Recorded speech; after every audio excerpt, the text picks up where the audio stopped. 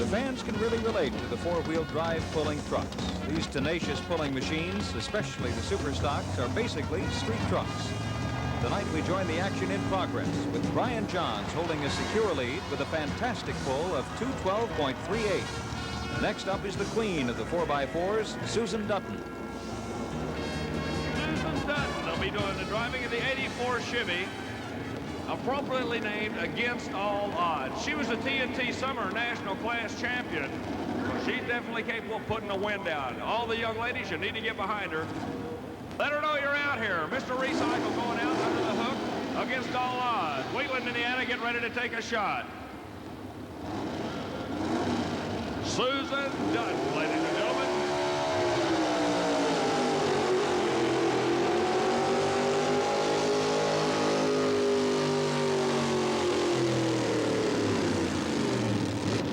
Not able to get the shot she wants, pulls down on her. She'll get the distance measured in a moment. One of the many pullers using a knotty camshaft. What I said, it's the Dutton Farm Chevrolet. A disappointing run for Sue Dutton, but the canary yellow Chevy will be back to pull another day. Here's Kenny Locks in his attempt to beat Brian Johns out of the lead. Kenny Locks coming out of Arcadia, Indiana. Bits and pieces, early model Chevrolet. Trying to get a hold of Brian Johns, a young man out of the Bluegrass State, out right here in Louisville, Kentucky, sitting on top at a 212.38.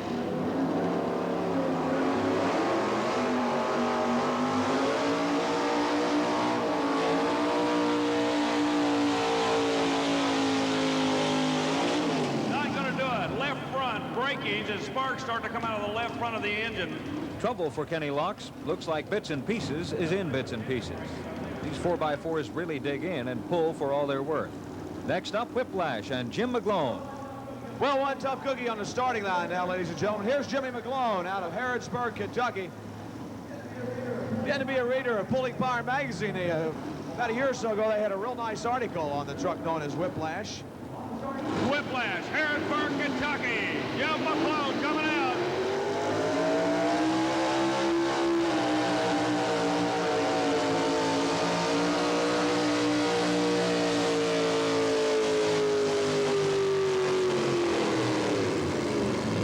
Runs out of horsepower on the end of the track. A strong shot that should pull him up in the top three. McGlone runs out of steam, but a good pull nonetheless. And he's in second place. Well, Jimmy McGlone, I'll tell you, what'd you think of this track today? It really tugged you down, didn't it?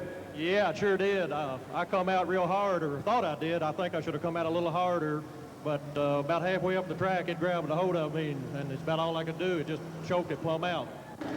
Next up is Irvin Johns. He's out to challenge the lead held by son Brian in the USA #1. The super heavyweight pulling chain is in place. It's backed up by a safety chain of equal strength. The third link is hooked to a kill switch, which will shut down the engine immediately if the truck does separate from the sled. The Color Me Gone Chevy is hooked up and ready to go. And it's a battle for the lead between father and son. A 4x4 family feud in Louisville. Color Me Gone. And the son's cheering his dad on. He's telling him to come after him.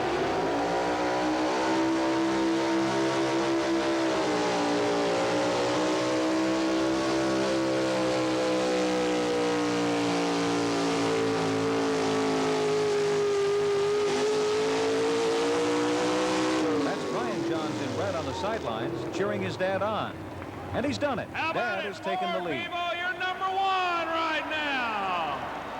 Irvin Johns, Color Me Gone. Irvin Johns gets the high five from his son, whom he has just knocked out of first place.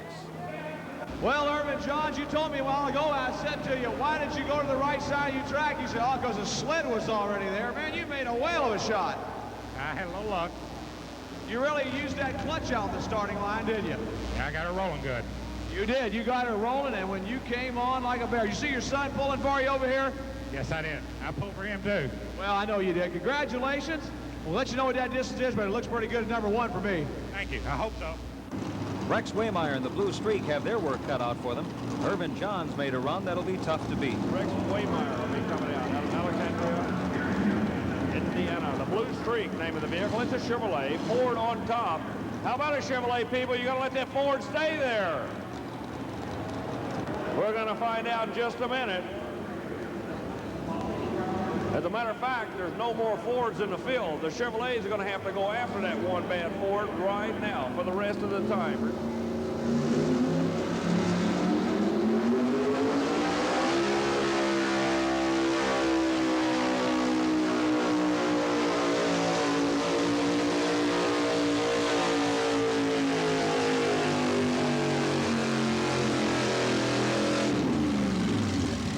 Not going to work for him. Pulls down. Sparks start to come out of the vehicle right around the clutch at about the 150-foot mark. The Blue Streak doesn't have what it takes to beat out the Johns family.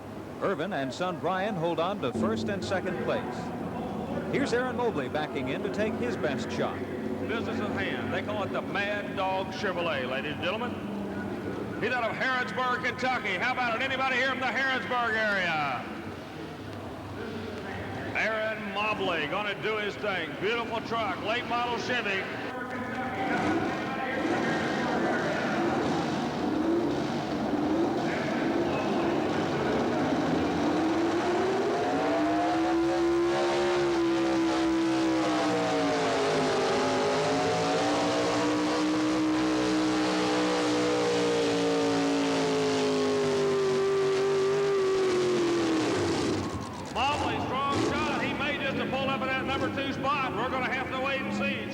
Aaron Mobley had to manhandle the Mad Dog to stay in bounds.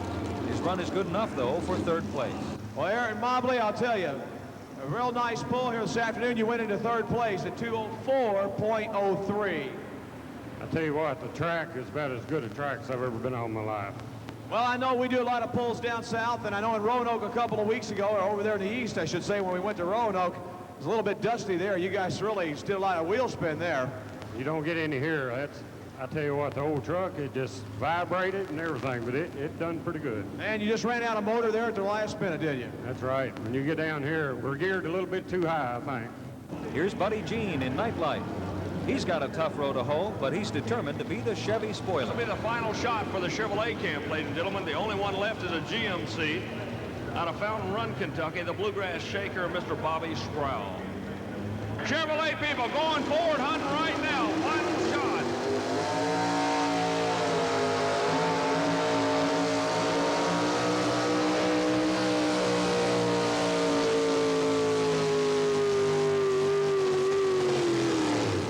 Strong shot. I don't believe he's going to go in the lead, but he'll pull up into the top three.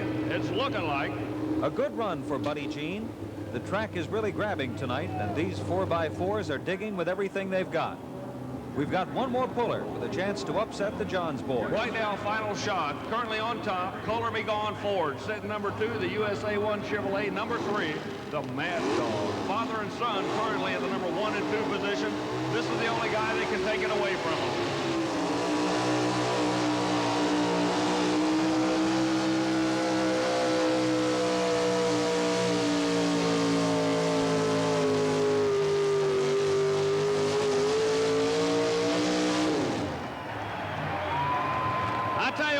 Quiet man, just let the truck do the talking for him. A fantastic run by Bobby Sproul, and he'll take second away from Brian Johns.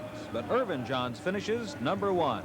Well, ladies and gentlemen, here's your man, Irvin Johns. This has eluded you for several years, and I know from being on the circuit with you guys a couple of places, you haven't pulled this truck that much this year. First time this year, right now. Well, you've had it in mothballs, and I'll tell you what, if you just tuned it up from last year and came out stronger, is this a brand new engine just for this pull? Brand new. Brand new now. What cubic inches are you running in this one? 367. 367. Well, ladies and gentlemen, and all you Ford fans, I'll tell you, he's a long time coming, but let's give this man from Louisville, Kentucky, a big round of applause. Congratulations, Irvin John. Couldn't have a good, nicer guy. Thank you. Now you've seen the Street Tough 4x4 Superstock. Our second event will feature the other renegades of the pulling circuit, the wild, wonderful mini rods. Stay tuned. Back then, it didn't take a lot of power. The way I got in, as times went along, it was a matter of getting the tractor to really hook and pull, and it didn't take a lot of horsepower like it does today. You geared it down. I had one tractor that had basically 3 transmissions in it, counting the transmission that was in the tractor itself.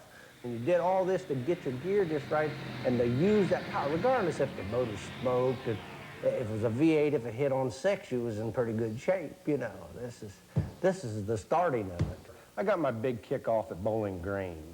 I went there as a spectator the first year that they ever had one there. And I watched it and I thought, boy, I'd like to get into that a little bit more. So the next year I was back. I just couldn't keep up with the growing of the sport at that time. And I started adding motors. The first big motor that I had was a 440 67 Dodge RT 440.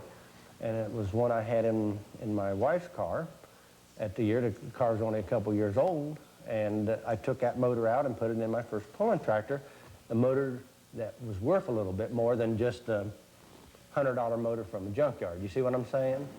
And we put a supercharged 427 Chevrolet down in a chassis. And the same year, there were about 3 other guys.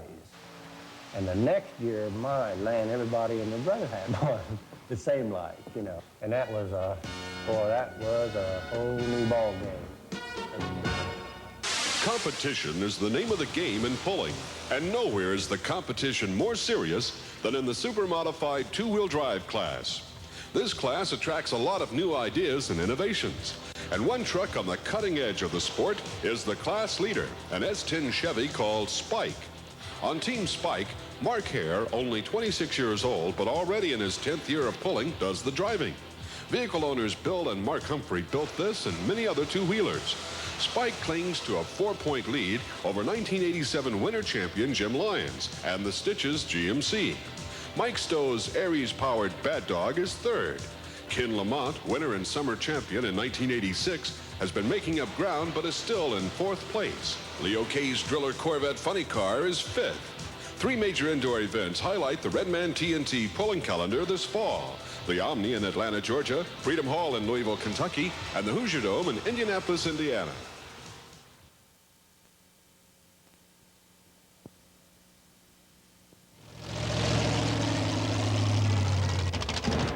These are the real diehards of the Redman TNT All-American Pulling Series, the Mini Rod men. Pound for pound, these are by far the most powerful vehicles in pulling today. Blasting down the track on one of these dynamos is a thrill unsurpassed in any motorsport. 3 full pulls have already made it into the pull-off as Nordy Wenham and the Agitator pull onto the track. Big block Chevrolet, 1,500 horsepower, weighing 1,800 pounds. Most awesome power to weight ratio in the sport. If you were going to get the same ratio on a bigger tractor, you would have to run something like 6 Aries engines to make the same ride. As a matter of fact, a lot of the guys that drive the big multi-engine tractors will tell you the big multi-engine tractors are just the same type of sensation as these guys get with this power to weight ratio. The quick wheelbase, kind of the sprint cars of the sport, wouldn't you say, Butch? That's right, Army. We like to always call them the sprint cars, but I'll tell you, the way it reminds me last night, ladies and gentlemen, most of these guys are just completely twisting the frame so bad. The engines are torquing so much when they come down.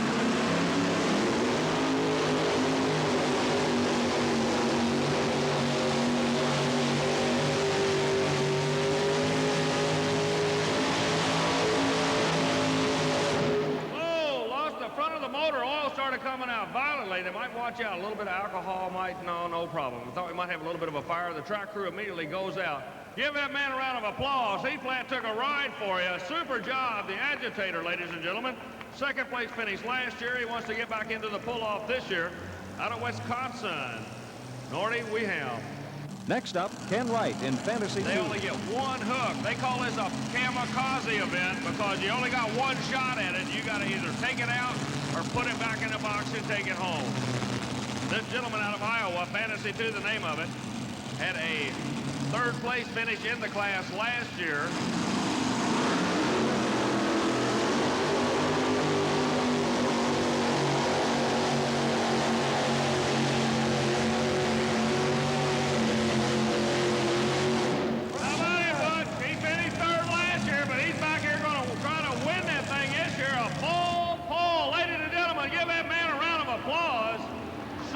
Shot came out, pulled those feet out of the water. Like I say, a drag racer pulling the front wheels up at about the 50-foot mark and just started walking it on the other end. That means 3 of them are going to come back in a pull-off for sure. Now, what these fellas are doing, they're watching the guy in front of them to see how he's doing, and progressively, these fellas are starting to get the track dialed in. A lot of canned heat sitting at the bottom of the drawing order. It's not over by a long shot, believe me.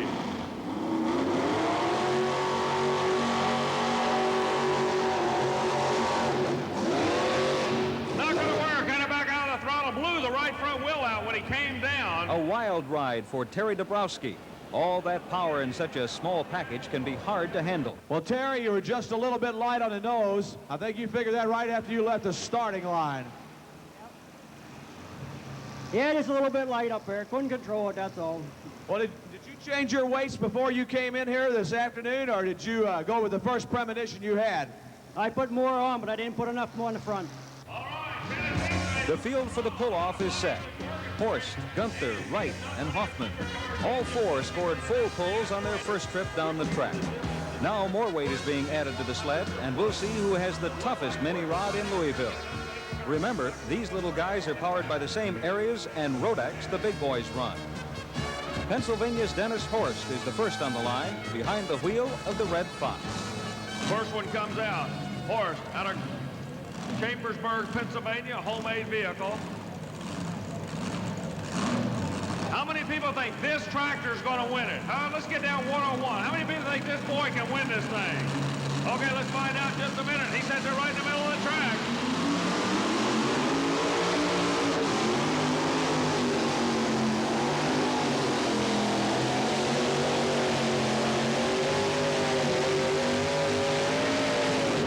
Red Fox going for every inch he could. Ladies and gentlemen, how about a round of applause? The Red Fox himself, Dennis Horst. Now what they'll do, they'll put an orange cone. They have already marked it right beside Butch on the side of the track. There's an orange cone. That'll indicate the lead distance for the sled. Dennis, nice pull, though. We noticed so you got in, you got back out of it real quick. Said you got in and got out of it real quick. I didn't have no traction right off the line. The tires just sat right up on top, so I had to back out of it to get them to go again. Well, nice pull. You set the bubble for everybody. Let's see what happens now as we get ready to go. Glenn Gunther has his work cut out for him to beat Horst Run. How tough is the Tough Enough? Out of Pine Bluff, Arkansas, ladies and gentlemen. Tough Enough, the name of the vehicle, featured many national magazines. Gunther taking his time, backing up the sled. Spots the sled. He always comes off the left side of the track. Has so much torque, the vehicle has a natural tendency to hook right on him. He always starts on the left and tries to end up on the right of the track. All right, if you're from the south, this is the guy you got to pull for right here.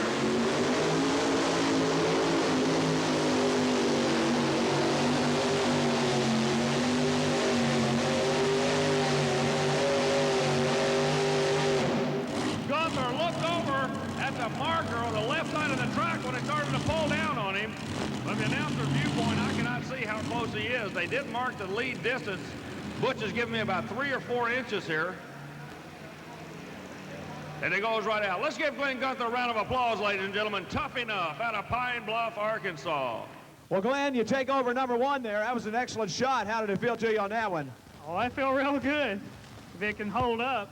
Well, I talked to Dennis. Dennis blew the head gasket there at the last minute when he came down the track in that last power surge. And he went over right away, and he made, it's about 2 or 3 inches. But as always, you're one tough competitor, and I understand your chassis company's doing extremely well. Well, we're proud to have as many chassis here as possible to run, and just anything to promote mini rod tractor pulling. Well, Glenn, good luck to you in the future, and we hope to see you back here next year. Ken Wright, the gentleman's name out of Iowa. How many Iowa people we have here today? All right, let's get behind this guy now. He's trying to take a shot. Pennsylvania's taking a shot. He's set number 2. Arkansas sitting on the bubble. He's number 1 right now at a 186.03. Ken Wright, once again, getting ready to take a shot. He's got to go further than 186.03. If you're out of Iowa, it's time to yell right now. He just put you in the number 1 spot, ladies and gentlemen. How about giving that guy's taking 2 super rides today. Believe me, he's rocking and rolling down here for you. Teddy Wright, nice pull. Thank you, Butch.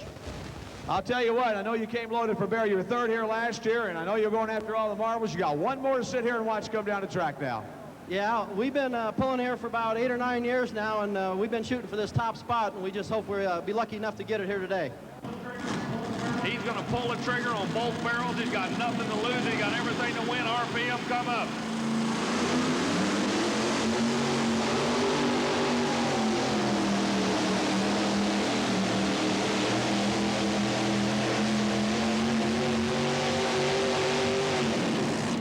Ladies and gentlemen, Mr. Ken Wright will take the win in the Power Rod division.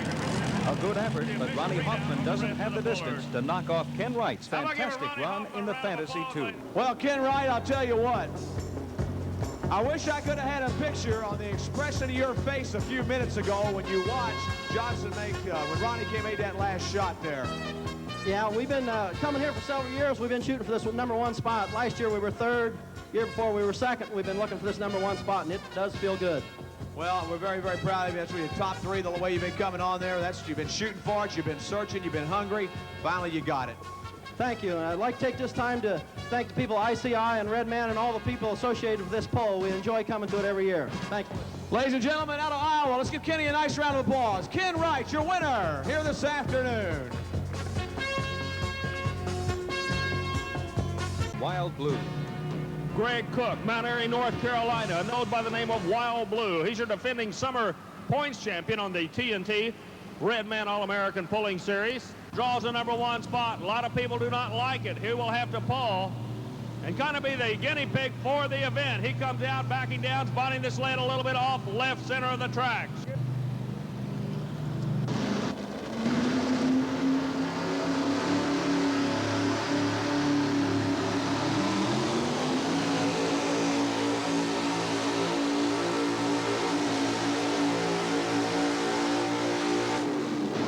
Shot, Chevrolet out of North Carolina. Lay down a shot right down the middle of the track. Are you going to accept that run? I don't know yet. They haven't really asked me. Okay. It looked like a pretty good run. It felt good. I drove it out fairly good, but I'm worried a little bit about the track getting getting better or something. Sled set, everything's official. On top, Cook out of North Carolina to 165. Gogo back in the next vehicle up to the sled. It looks like it'll be George Ritter out of Radcliffe, Kentucky. Chevrolet that goes by the name of Ritter's Critter. Kind of an interesting story here. When this man first got into the sport, everybody used to jump on him. They kind of picked on the guy.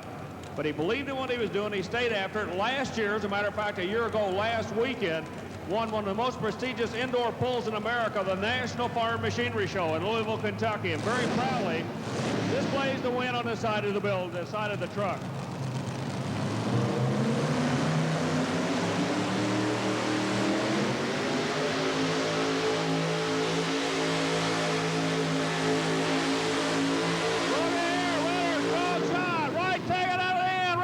Super strong tonight with the Ritter's Critter out of the Bluegrass State. Trying up the Tar Heel out of North Carolina out of that #1 spot. We're going to have to wait and see. He's 5 feet short of Wild Blue. That's a country mile in a sport judged by fractions of an inch. 1982-83 national points champion. The 58 and the 6,200-pound modified division gone bananas. James Hamilton out of Bardstown, Kentucky, working a sled to the left side of the track.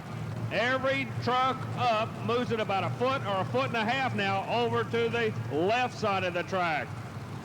What they're doing by moving that sled, they're taking the track away from the guy behind them in the lineup.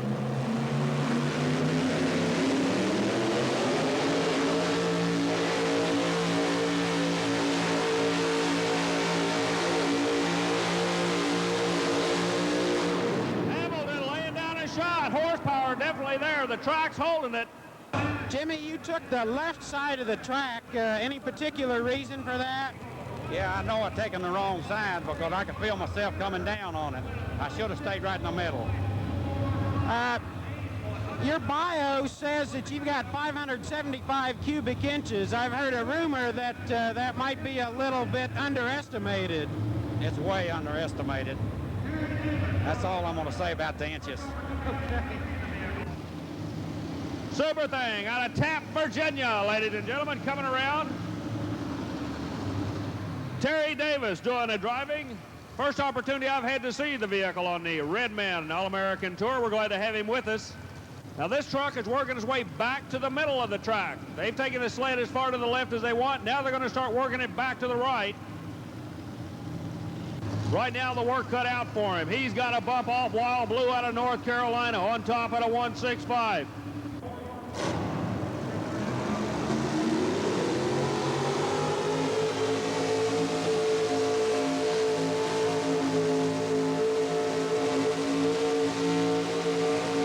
$155.59 feet, not enough. The move to the middle doesn't pay off for Super Thing.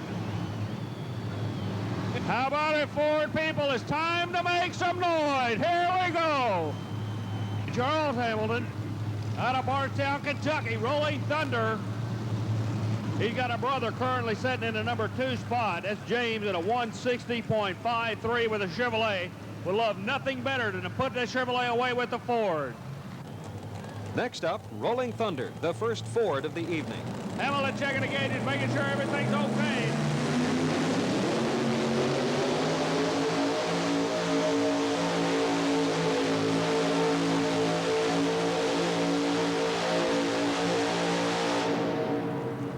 How about it, Ford people? You like that shot? 159.37 feet, a foot short of his brother James, and over 5 feet short of first place. Wild Blue will stay on top, and there's only 3 machines left to try it. I want you to look at the front of the truck and notice the exhaust pipes coming out. Lyons, an innovator in the sport, he runs under the sponsorship of the people that manufacture the blue jeans, Calvin Klein and Jordache, so forth. If you wear the high-dollar breeches, you help sponsor Stitches, and he will pull the trigger on you. Like I say, he doesn't have to worry about braking equipment. He's got a lot of spare stuff out there. He's got experiment motor set sideways between the front wheels. GMC. Let's see what's going to happen.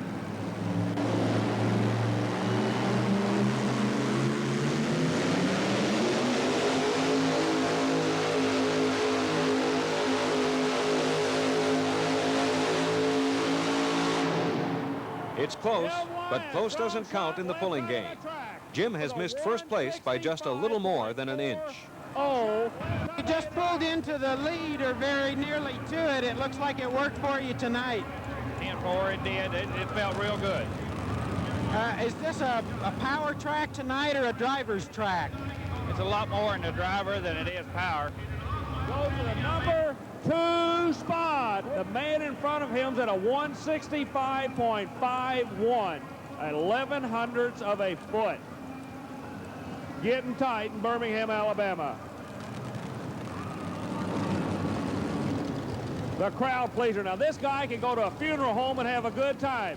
He's an awful outstanding young man. He helps everybody, but he said, I'm going through life one time. I'm a Christian. I'm going to have a good time doing it, and he does. Believe me, Thomas Carneal out of the great state of Virginia. Now, he's another driver. Watch him. He'll look out the window.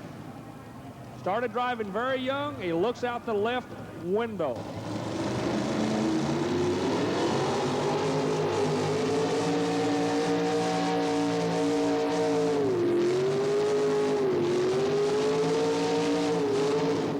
Backpedal, the Mountain Motor Chevrolet at about the 135 mark. It may have caught him. Remember, the further you go down that track, the heavier that sled's going to get. Thomas, I can't help but notice you like to lean out the window. Why is that?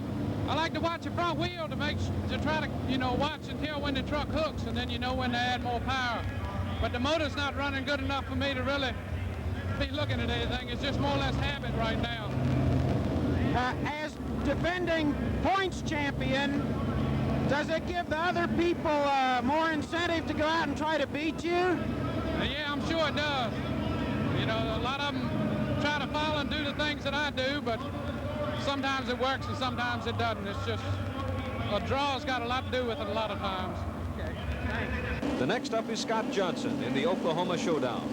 He has the last chance to upset Greg Cook and is decided to go for it down the left side. Look where the showdown's going, right where Jim Lyons went, right back over to the left side of the track.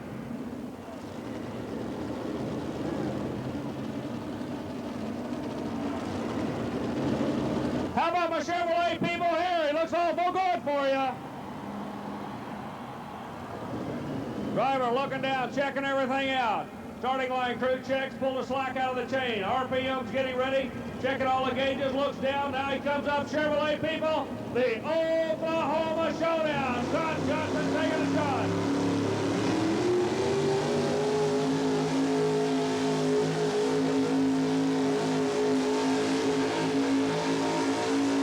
Scott is 2 feet short, but he'll hold down third place. Jim Lyons remains in second, and Greg Cook wins it by an inch. Away by 11/100ths of a foot. That's getting awfully close down there. That's getting too close. Well, I tell you what, we appreciate you coming and running on the Redman TNT Tour. How about giving a round of applause, ladies and gentlemen? Greg Cook, your winner tonight out of Mount Airy, North Carolina. How in the world did you get involved in professional truck pulling? It's kind of a long story. We started off drag racing there a little bit, and then we went to circle racing, and the family wasn't really happy with that. And we were pulling a little bit on the side, and they said, how about if we build you a pull truck? Would you give up the round track? So I said, yeah, and that's basically how I'm here right now. What's the motivating factor? Why do you get involved in this thing, the pulling end of it? I don't know, it kind of grows on you. It's really hard to explain, you know. Once you sit in a pull truck, it's not like riding a whole quarter horse, or it's not like going around a circle track, or even drag racing. There's just something there that's so much different. The feel of the truck when it hooks, then you know, it's just something there that's not anywhere else. It just kind of grows on you. Is it the same sensation pulling with a 40,000-pound sled, say on a 180-foot track like in Huntsville, Alabama, or a 300-foot outdoor track as it was when you were drag racing, say running 150 mile an hour on a quarter mile? Is it still the same type of a sensation? No, it's just something totally to itself, and a 300-foot track is not the same as an indoor track either. By having the crowd closer, and it just seems like everything is closer to you on the indoor track. You gotta, you know, do what you're gonna do a whole lot quicker, and then if you do good, then you can hear the crowd so much better on an indoor track. I like indoor pulling a whole lot better than I do outdoor. So in a motorsport, you can actually get the crowd involved. The crowd can actually motivate you. You know when they're supporting you when you're pulling them. Sure, you really do. And you know, the crowd makes you feel like you're doing a whole lot better than you are sometimes. Even when you break something or something like that, you know, a lot of people cheer, but then you pull around, the announcer will get everybody to clap and say, well, hoorah for you. You know, that helps when you got to ride 800 miles down the road, you know, to go home and fix it. Very good. Thank you, Thomas. Pulling traces its roots to farm tractors, and the Superstock class has retained their outward appearance. A very tight race is in progress in the 7,500-pound class, with only 13 points separating the top 5. Defending class champion Mark Gettinger leads the pack with the equalizer. The Super Tiger John Deere of Alfred Wiles is second, just 2 points ahead of Mark's brother Neil Gettinger on Up and Atom. Todd Wint and Thomas Dickerson round out the top 5 in the 7,500-pound Superstock tractors. The Redman TNT All-American Pulling Series heads east in September to the Hopkinton State Fair in Conocook, New Hampshire. The New York State Fair at Syracuse hosts a major pull with a total of 12 classes. The Allentown, Pennsylvania State Fair, Purdue University at West Lafayette, Indiana, Twin Creeks Farm, Inwood, Ontario, and Canada, Augusta Expo Land at Fishersville, Virginia, and the Tennessee State Fair in Nashville.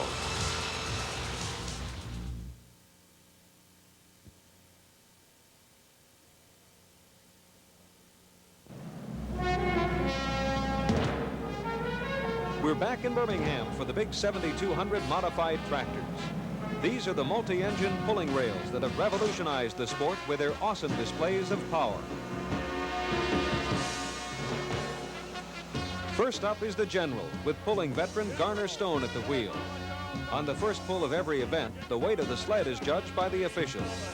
The first contestant will be asked to pull again if the sled is judged to be too light. We talking bad now, Birmingham, Alabama. 2 Allison aircraft engines, turbocharged. I would not have any idea of the amount of horsepower this vehicle is running. We're still waiting to find out if the sled is going to be deemed official. Okay, we understand they're going to watch this vehicle to see how he does. Hang on, I'll guarantee you Stoll can flat carry the mail for you. He goes down through there like old number 9, the Hutcherson, Topeka, and the Santa Fe, ladies and gentlemen. 1,712 times 2 turbocharged. Let's see what's going to happen.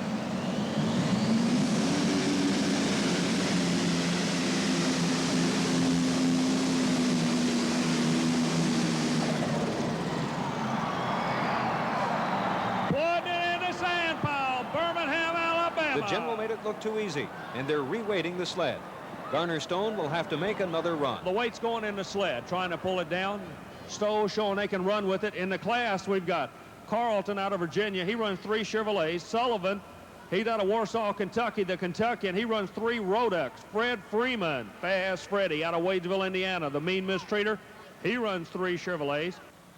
The difference between men and boys, the price of the toys. You're up here playing with the big boys now. Ladies and gentlemen, how about a big round of applause? Gardner Stowe. G. Stone Motors, ladies and gentlemen, out of the Northeast. A moment ago, he just ran out of here with it.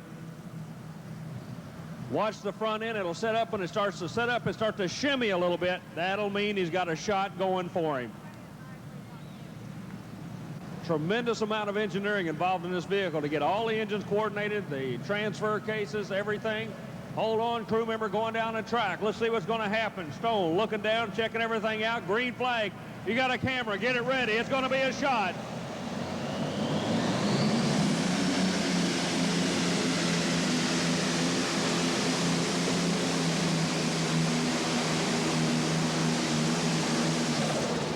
Wow. I tell you what, don't think for a minute. They're taking it easy. These guys are leaning on some equipment in Birmingham. They did not come in here to go out in the number 2 or 3 spot. They want to win it. Gardner, are you happy with your run? Yeah, but I think it's going to be beat. I didn't really get that front end in the air quick enough, and I think I'm going to get driven by, but we'll see. Ladies and gentlemen, the Virginia Farmer, Mr. John Carlton, comes out. Mountain Motor Chevrolet. 1, 2, 3. Front 2 motors, crank to crank. Stack motor right front of the driver's seat. 7,000 pounds to 7,200 pound dragster tractor. Carlton reaches down, puts it in gear. Now the throttle is operated with the right hand. He steered with the left hand. The throttle's on the right hand.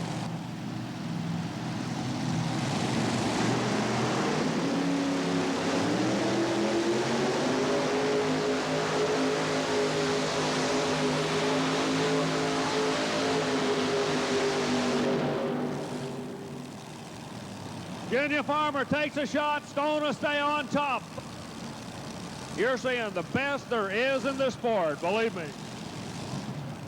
Gardner Stone goes out of the building. The general sitting in the number 1 spot. Now, believe me, I know that guy's bad. The rest of these guys know he's bad too, but they know they got to beat him, and they're going to go after him. Your national champion on the Busch Pro National Tour, the mean mistreater, Fred Freeman. Believe me, he will come out smoking. Right hand goes up on the throttle. He'll edge it out. Sir with the 1st Air Cavalry Division, Vietnam. Busch national champion right now, trying to hold on for a win on the TNT Winter National Redman Series.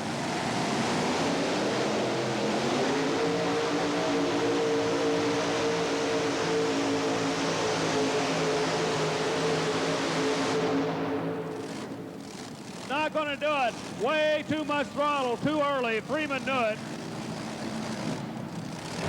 Fred, you've been one of the guys to beat here the last couple months. What happened tonight? Well, they got the sled is plenty heavy and the track's not in very good shape for right now. I don't know. I just never hooked to nothing. Couldn't get no speed. I don't really know what happened. Just kind of a disappointing run. Those are the big V8s of the Fancy Farmer backing up to the sled with Robert Elliott at the throttle. Elliott out of Western Kentucky. He kept hammering away at it, stayed on the tour for about 5 years. This year, it all started coming together for him. What he started doing was leaning on equipment. See him raise his hand like that. That indicates the vehicle is not going to move so that the man can hook it up from behind. Elliott reaches down. Right hand on the throttle, pull the slack out. Farms for a living, out of the bluegrass state. Goes by the name of the Fancy Farmer.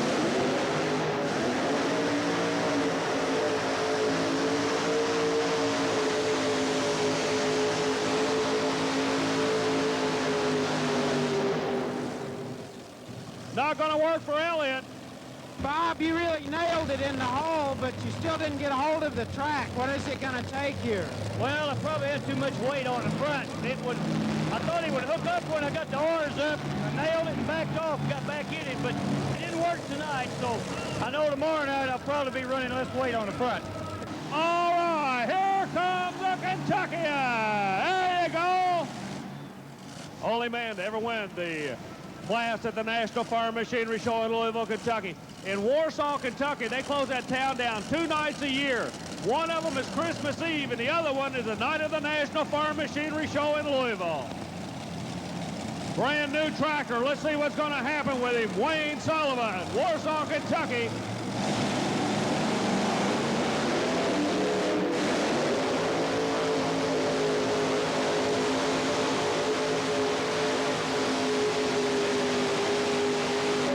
Sullivan moves into the number 2 spot. Sullivan comes out with a Kentuckian, back pedal at the 10-foot mark, then hammered it. It seemed to work good for him. He had to go further than 137 to bump the Virginia Farmer out of the number 2 spot. I believe Stowe's going to be safe. How do you feel about the new configuration? I feel real confident with it, and it's running pretty good. This is the first time I've run in competition. I had to weight a little bit heavy, but I'm satisfied with the run. I don't know how I'm finished up, but I think I'm up in the money pretty good. Mike Stowe and his Bulldog Bite will have the last chance to beat out Garner Stone's General. I really don't know how Mike's going to drive this class. He usually comes out and pulls a trigger that has not worked for anybody else tonight. I doubt he will try it. Okay, this will be the final shot in competition of the Bulldog Bite.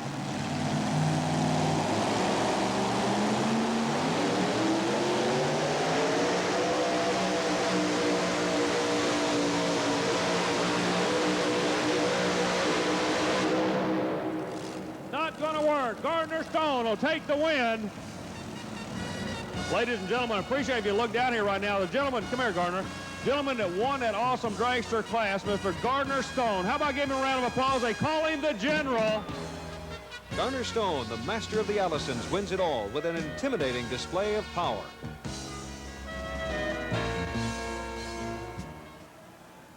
To Charlotte, North Carolina. For the 6200 modified 4x4 trucks. Then it's the 6200 two-wheel drive modified trucks. Plus an exclusive peek into the secret hideaway of Chris Holdorf, the Florida cracker. Chevrolet is going to make my life miserable right there. We'll be right back with our first pulling event.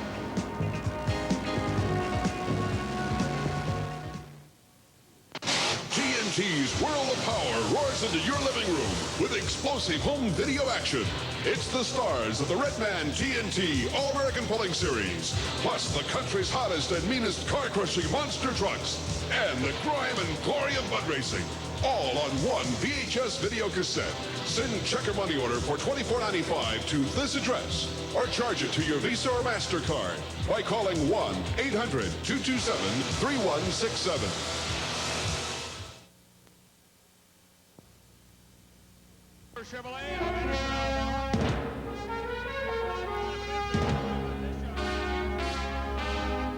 The four-wheel drive trucks are the southern cousins of pulling tractors. Tractor pulling originated in the Plain States and the grain belt of the Midwest. But the four-wheel drive pulling truck is a southern invention, and a very welcome one indeed. Their popularity has spread rapidly across the country and brought many new competition teams into pulling. Many four-wheel pullers entered their first competition with their personal vehicles as they were right off the street. Heavy-duty suspension, wide tires, and a big Arius V8 turned their work truck into a tenacious professional pulling machine. How many Ford people here tonight? Where are my Ford people? Tony Osteen carrying the colors for the Ford camp. First out of the box, the Georgia Rebel Ford. Up in the national point chase, battle with the Chevrolet and the GMCs on the national tour. I tell you what, he went to San Antonio, Texas 3 nights in a row and blew these Chevrolets away. He'd love to do it again.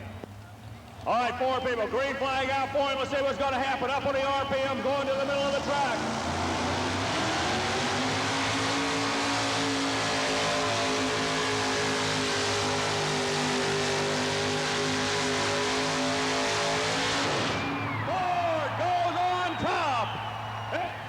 believe it, and Ford, #1 right now. Yes, Second sir. up, it's Johnson in his beautiful Chevy called the Oklahoma Showdown. Put your gun belts on, boys. It looks like a showdown. Showdown goes to the right side of the track.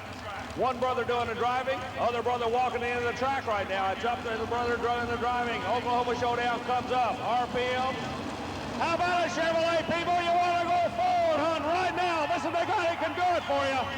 Going after the Chevrolet cab, carrying the colors for you.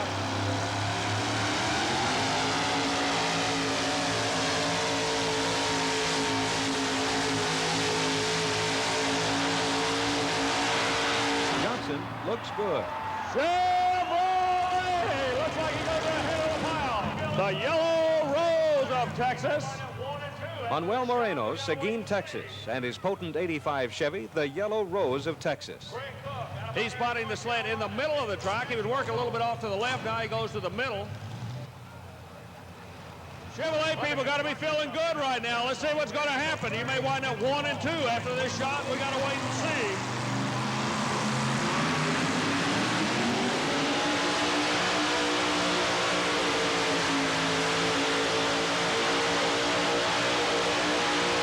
Looks like a Chevy show. You went to a different gear, you changed all the tires, and you sharpened them. Is that right? That's all I did, sharpen the tires. Well, I know you were disappointed after last night's pull, so you came back even stronger tonight. A little bit of work really paid off. Ladies and gentlemen, your new leader out of Seguin, Texas. Let's give him a nice round of applause, Manuel Moreno. Here comes a North Carolina Chevrolet. Let's really get into it. Greg Cook, he's your defending TNT champion on the summer circuit. Goes by the name of Wild Blue out of Mount Airy, North Carolina. I tell you what, you love to see a guy winning his home state. Cook comes up, RPO. Strong charger on the circuit.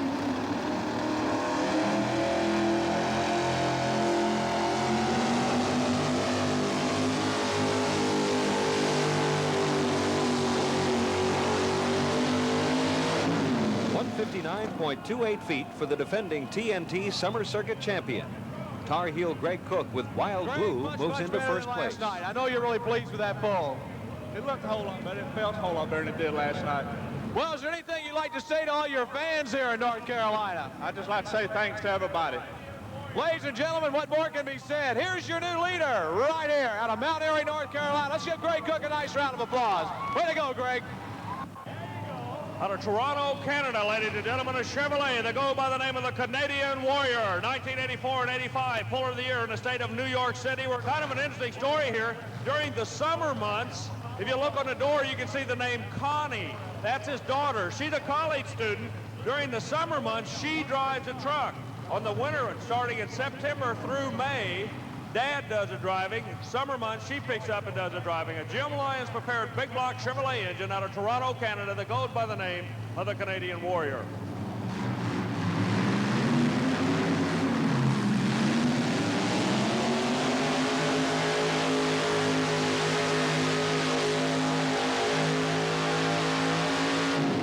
Only 154.86 feet. A disappointing pull for the Canadian entry. It looked and sounded like a bad start. Trouble off the starting line there for a minute. Well, I didn't want to come out too hard, and I was trying to ease it. And I don't know. It was one of those things. Well, better luck tomorrow, huh? There's always another day. That's right. That's the attitude. Ladies and gentlemen, let's give Arnold a nice round of applause. All the way from Canada, right here. Here's Randy McConnell from Anderson, Alabama, in Yellow Fever, another Southern Chevrolet. Kind of an interesting story about this young man. He used to follow the circuit. As a matter of fact, the first year I ever got into the sport, he was only 12 years old. He helped his daddy work on the truck. He did all the jobs. When the kid turned 16 years old, his dad said, okay, here are the keys. He gave him the whole operation, and the young man started driving. He started driving it when he could not see over the steering wheel, so he developed a habit of looking out the window. I want you to notice how he drives the truck. Looking out the window, that's right.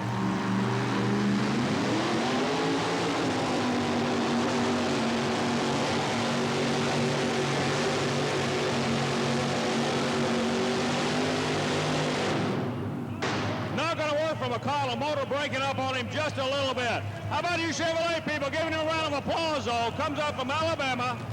Well, the motor sounded just not real crisp tonight. It sounded like it might be a little bit of fuel problem. Yeah, it was leaning out, popping a little, something. Did have your foot all the way down there, just kind of floating everything out, did you? Yeah. Yeah, okay. Ladies and gentlemen, let's give a nice round of applause. Randy McConnell out of Anderson, Alabama. Here he is. Well, we're getting back to Ford Country with Lem Friday, West Palm Beach, Florida, in a van called the Intimidator. It's been known to give the Chevys some pretty hard time. People, it's the last bullet you have. Do you want to get the Chevrolets? You got to get them with this guy right here. Let's let him know we're in the building. Lem spots the sled on the left side of the track. Modified Eliminator. Look where he spots the sled, all the way to the left side of the track.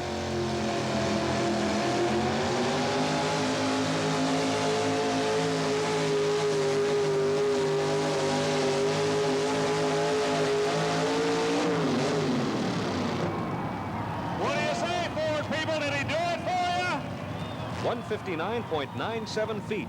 That puts the man from Florida in first place. The best four-wheel pull tonight comes from a Ford. Well, Liam, I know you worked on it a little bit today. You did a lot of things to it, and it looked like it paid off. Well, I hope so. Did I take the lead? Yes, sir, you did.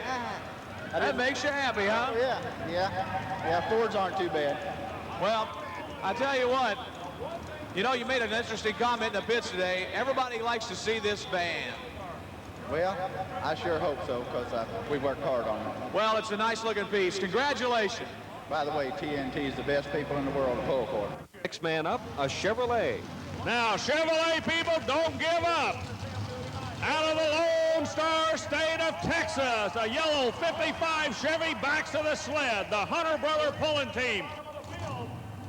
Right, Chevrolet people, what do you want to see them do tonight? You want to go get that Ford? You want this Chevrolet to pull them away?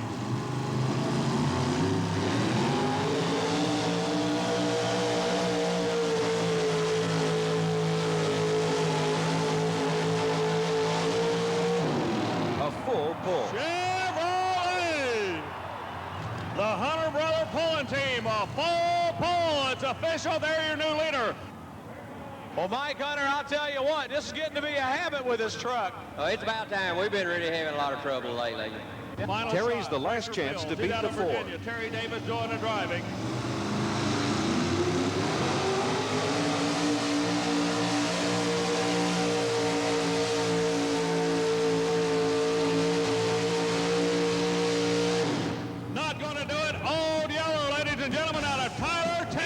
So win the modified class. All right, you Chevrolet people, let him know you appreciate him. There you are right there. Mike Hunter in old yellow.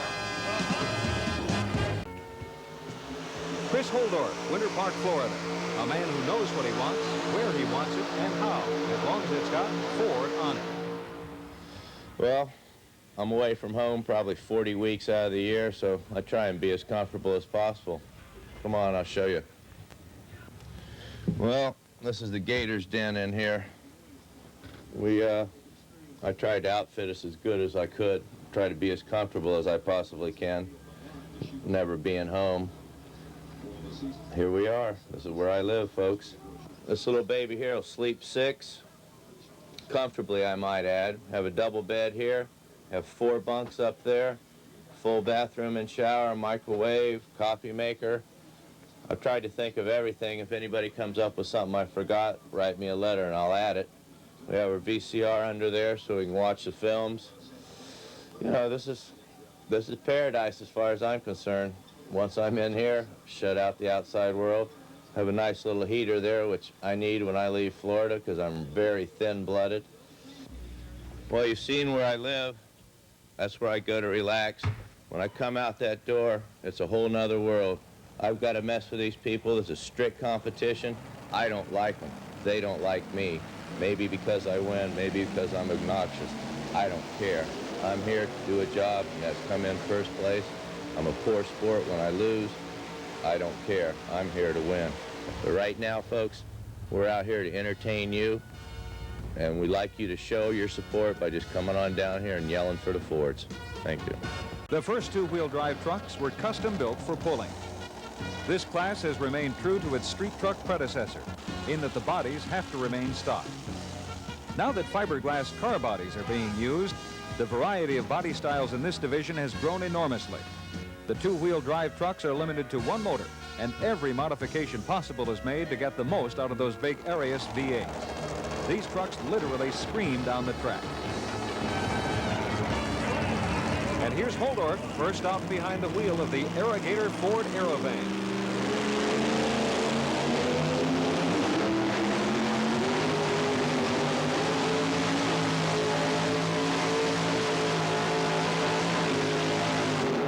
Chris is a tad short at 151.37. Not a good run for his Ford. That'll be a #1 pull. That'll be the #1 position. All the Chevrolets are going to be going after him right now. Over to you, Butch. Now, a friend of mine standing over here on the left side of the track said to ask you a question. You made a comment last weekend in Birmingham about Ford Motor Products and Chevrolet. Would you like to repeat that? Well, them Chevys is all right if you want to go to the store, but boy, they're hard-pressed out here on the competition track. 23 Ford body style, fiberglass replica.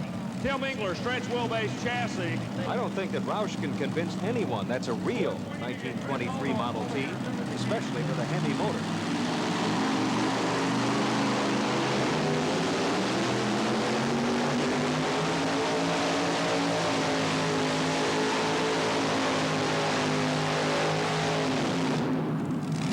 Right to the head of the field, zooms up in a #1 spot. 158.87 feet. The early leader in a Ford with a Chrysler engine. Wayne Roush, a much better pull. Just lightened it up a little bit, but I think you really drove a lot better pull that time. I don't think so. I think the truck pulled just as good the last time, but the sled was reset. Just let it go a little further. Well, thank you very much, and let's see if that holds up, because you're up #1 right now. For right now, huh? All right. Hog farmer Bruce Hutcherson, Patriot, Indiana, one of the named pilots in tractor pulling in Last night Super Scooter. competition, they missed the weight on the truck, had way too much weight on the nose.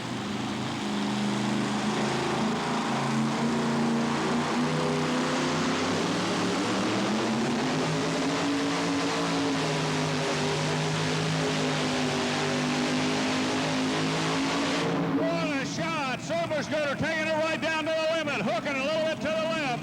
A little to the left, almost out of bounds. Well, Bruce, I know that you've had a lot of trouble with this truck. You've extended the wheelbase out. You're still searching, and hopefully one of these days you're going to find it. Well, as you and I talked last night, it seems like that the trucks that do good on a solid track, as which we have here tonight, don't do any good on a looser track. And I just haven't been able to make this one work on this type of a track. Chevrolet out of Ohio, Roudabush, trying to put him away. Go by the name of the Bushwhacker. So Terry backs in to hook up with that max effort here at Charlotte.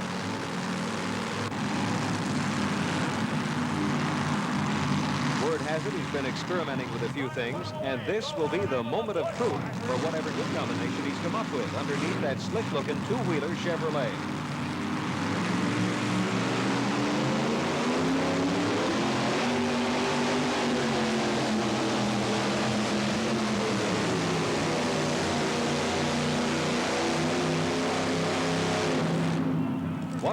.36, and something sounded not quite right midway through his run. Almost like a bad clutch. Well, we'll wait for Terry to get out of the truck here. Well, Terry, I wasn't bad at pulling at all. Now, let me ask you something for the benefit. Did you change gears there at the last? No, I ran a higher gear than I did last night, tried something new, and it just took a lot more power than it did. Well, it sounded like the motor kind of dropped down there at the last charge. Yeah, she pulled her down pretty good. Ken Lamont and Midnight Express down here from Crossville, Illinois. It's an 85 El Camino driven by one of the top performers in two-wheel drive truck pulling. Even though it's a slick-looking rig, Ken would be the first to tell you it's driver skill, not just power, that brings home the bacon. Jeff Carter doing a fine job flagging on the starting line. Here he goes.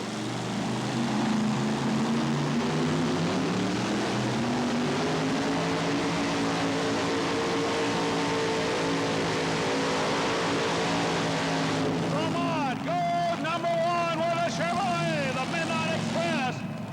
So Kenny Lamont moves his Chevrolet into first place at the Charlotte Coliseum. 159.85 feet, just 1 foot ahead of the Model T.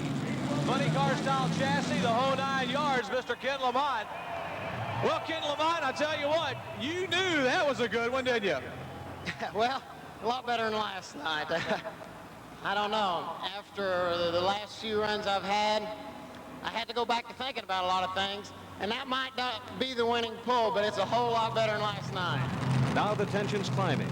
Jim Lyons is next from Louisville with his GMC called Stitches. And folks know when he hooks up, things Once happen. again, the #1 GMC in the country in the two-wheel drive category, hooking at the sled. Right now, Lyons out of Louisville, Kentucky, doing the driving. Lamont on top. Rouse at #2. Holdorf just put that forward in the #4 spot.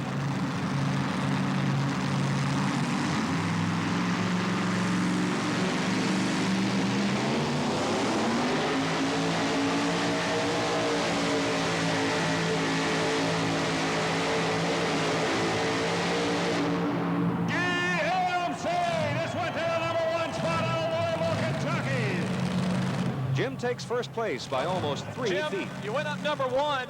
When you left the starting line there for a minute, I thought by chance you were a little heavy on the nose. I was, just a little. But the wheels finally picked up. You carried him about 6 inches down the track. Yeah, I was a little bit heavy, but it turned out good. Well, good pull, Jim. You're up #1, and we still got 2 more to go, though. We thank you. They call him Next up, Slappy. Eddie Slappy Sullivan in an S10 Chev from Warsaw, Kentucky. Back in black. Beautiful truck. If you got a camera, that truck really photographs well.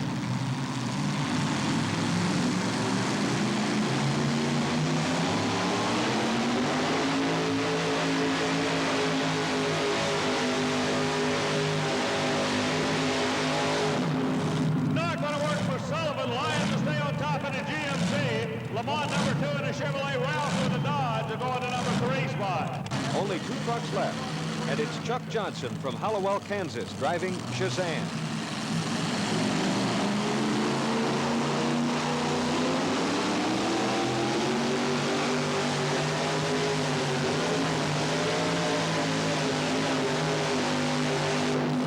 Johnson had to hit the right brake at about the 100-foot mark. That probably cost him about 10 feet on the run. Must have rear end trouble or something. Well, last night you seemed to have a little bit of the same problem, but the horsepower is really there. The engine sounded great when it came down the track. Yeah. I don't know. Keep sucking left for some reason. Rouse backs up currently. He has 2 trucks. One of them's #3 right now. He's trying to come back.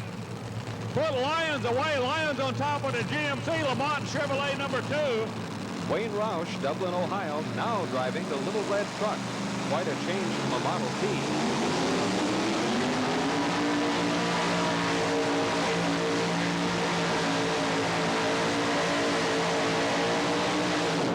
162.47 feet. Roush loses by less than a foot. 7/100ths of a foot. He stays to the #2 spot. Jim Lyons took the win, Butch, by 7/100ths of a foot. Well, I'll tell you what, Jim, I've known him for years. Like I say, in the 60s, he was a modified eliminator drag racing. He went over and does a lot of engine building for circle tracks. We're glad to have him in this sport. How about giving a big round of applause, ladies and gentlemen, the winner, super modified two-wheel drive, Mr. Jim Lyons out of Louisville, Kentucky. If you wear the high-dollar breeches, you help sponsor Stitches. Thank you very much, Jim. This week, we'll be taking you to Montgomery, Alabama, for the 6200 two-wheel drive modified trucks. Then it's the 7200 modified tractors.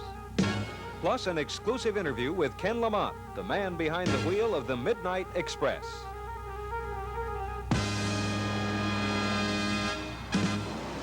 We'll be right back with our first pulling event.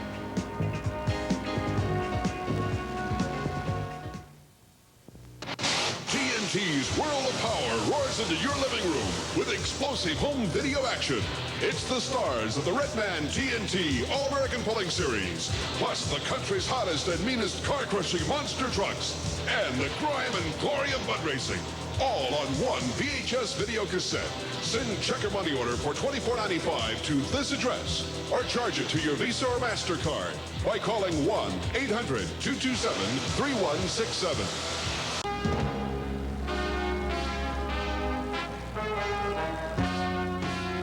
Unlike other types of pulling vehicles, the two-wheel drive pullers did not evolve over a period of time. The first two-wheel drive trucks were custom built for pulling. This class has remained true to its street truck predecessor, in that the bodies have to remain stock. Now that fiberglass car bodies are being used, the variety of body styles in this division has grown enormously. The two-wheel drive trucks are limited to one motor, and every modification possible is made to get the most out of those big Arius V8. These trucks literally scream down the track. First up tonight is Jim Lyons in stitches. Jim is a veteran puller, but he knows that in this sport, your reputation is only as good as your last pull. Class tonight. Will they make it 2 in a row? Here we go, Jim Lyons.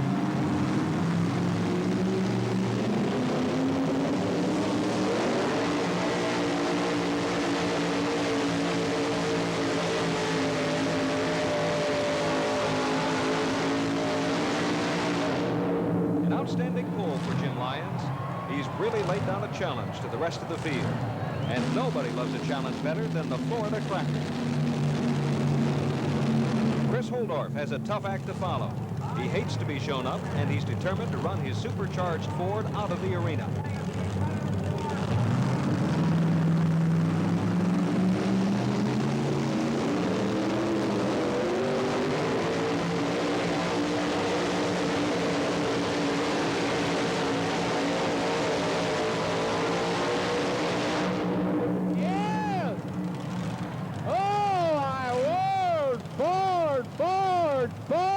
Cracker has done it. Chris proves again that he's at his best when his back's to the wall. The pressure is on as Mark Hare backs up to the big sled. You like to drive this down I-85, huh? Yeah. This will wake up your neighbors. A beautiful S10 Chevrolet called Spike from Springfield, Ohio. From the Buckeye State Park.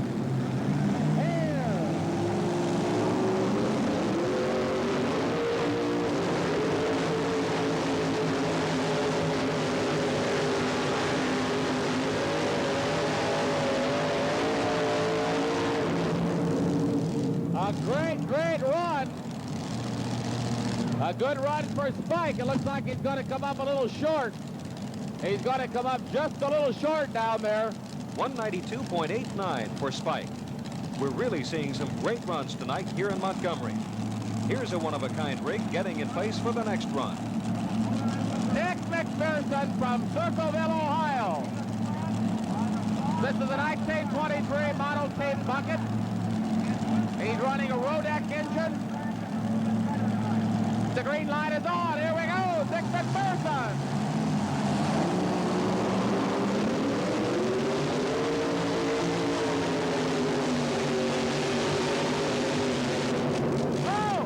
Oh, he has blown a motor. He has blown an engine. Parts were coming out, it looked like, from underneath the motor. They might have torn up the motor pretty bad. I don't know. They might have torn up an engine. It doesn't look good at all. These custom-made powerhouse engines don't come cheap. That blowout is going to cost Mr. McPherson dearly. Next up is Ken Lamont in the big red El Camino. Oh, look at this. Yeah, I love it. I love it. A 1985 Chevrolet El Camino. Let's go, Chevrolet! Boom, boom, boom!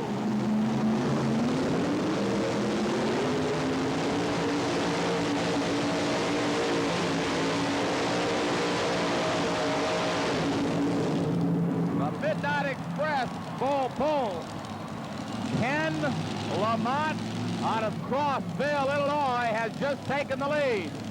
The Midnight Express almost takes the sled out of the building with a full pull. Can anyone beat it? Here comes Wayne Roush in the little red truck, a Dodge, to give it a try. All right, Dodge fans, first Dodge of the evening. A 1982 Dodge Rampage from Dublin, Ohio. He lives just a about a mile down the road from Bobby Rahal. The 582 Keith Black Chrysler Hemi engine. This is the same engine that Shirley Muldowney runs in drag racing.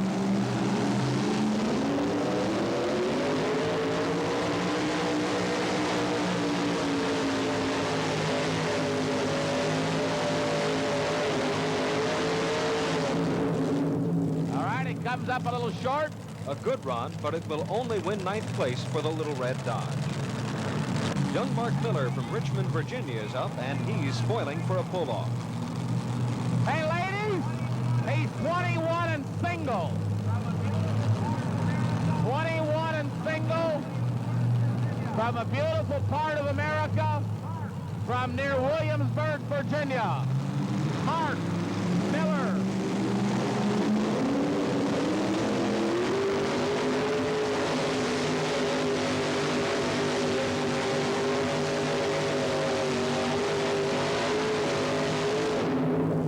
Good effort by the Mini Brute, but not good enough against this tough field of competitors. Chris Holdorf is up again in his Ford minivan, and he's mad. He thought he had it in his pocket, but Ken Lamont's full pull popped his bubble. The Florida Cracker is fielding and out for blood.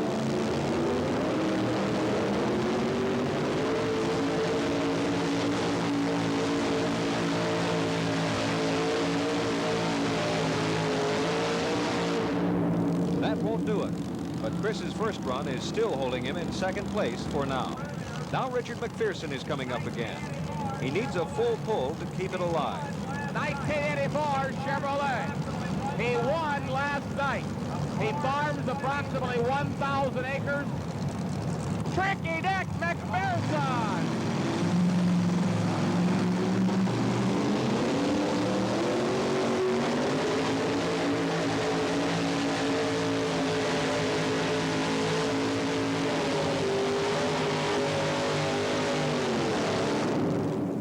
He's not going to win tonight. No, he is not going to win tonight. McPherson does not repeat his victory of last night. He'll finish in 10th place. Kerry Rodebush is up next in the Bushwhacker. He'll have to go the distance to keep up with Ken Lamont.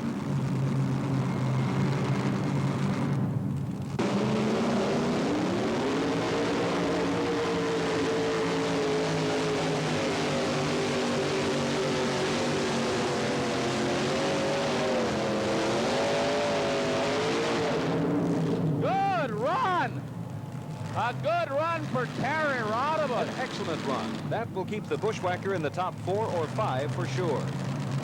Here's a real classic to end up the event. The Fast Forward with Chuck Chitwood at the wheel. Chuck's the last chance for the Ford fan.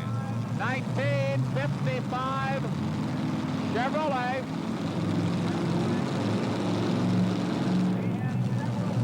He has several video scores. That's his business.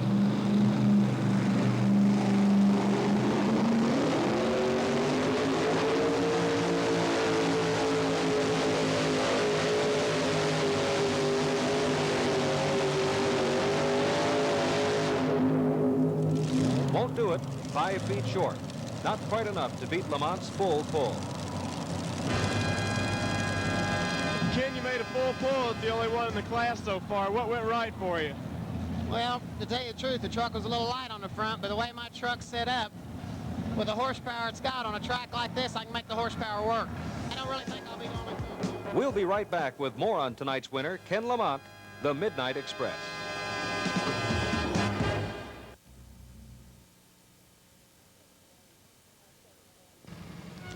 I started pulling, the first time I went down the track, I was 12 years old. That's too many years ago, 16 years ago. It was on a garden tractor, a single-cylinder garden tractor. First ran I made was at a local county fair pull in Illinois. I got last, dead last. My granddad came up to me, he looked at me and he said, "Now son, if you're gonna stay in this game, something's gotta change. Now you're either gonna do good or you're gonna quit." See, his theory, it isn't how you play the game, it's to win when you play the game, which I could see what he was saying. If it was my grandson, I'd done the same thing. But I pulled garden tractors until, I guess I was about 18. And about that time, they started these two-wheel drive trucks on just a few exhibition runs I saw, and I thought, you know, that's neat. I really like that. And I could see that the two-wheel drives are going over good with the crowd appeal. When the front ends come up in the air, the crowd's just, it's something I can really identify with. The crowd always is up for a two-wheel drive class.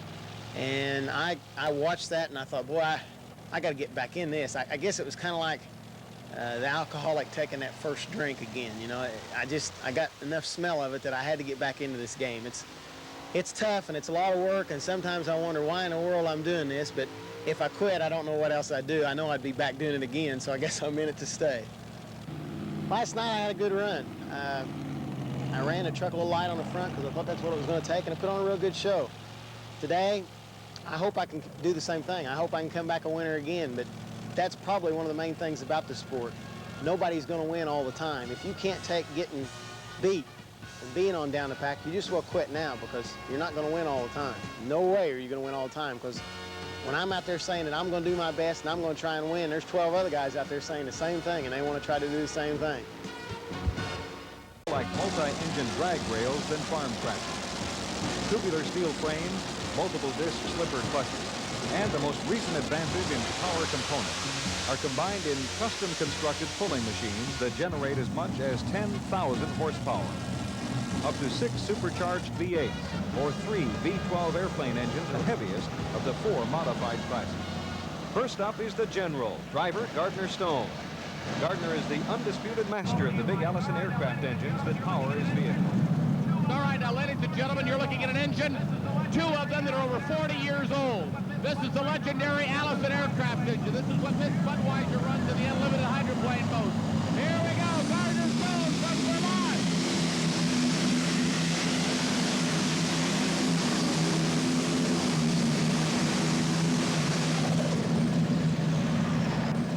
The General is smoking tonight with an excellent first pull. It'll be a tough run to beat, but Robert Elliott is going for it. His machine, the Fancy Farmer, powered by 3 big V8s. Here's the Fancy Farmer, running 3 Case Black Chrysler Hemi motors. You're looking at somewhere around 4,500 to 5,000 horsepower right here.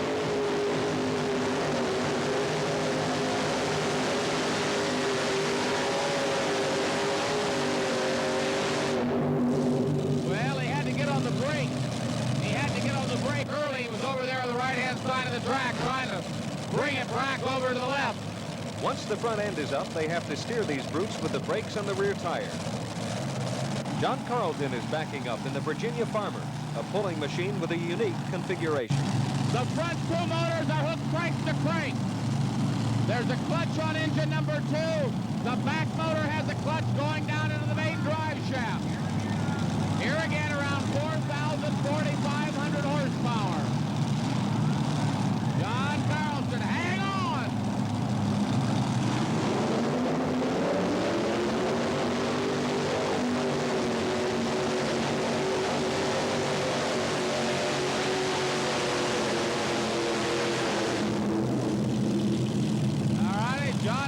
In the Virginia Farmer out of Little Plymouth, Virginia. Carlton just couldn't seem to get out of the hole with any momentum. The leader, Gardner Stone, is going to run again in his other rig, Mr. LTL. Now remember, he's in the lead right now with his first tractor called the General. By the way, when they run outdoors, the General, the first tractor that he ran, runs 3 Allison aircraft engines outside. Indoors, they only run 2. Here we go, Mr. LTL. He's in the lead right now with the General. Let's see if he can make it number 2.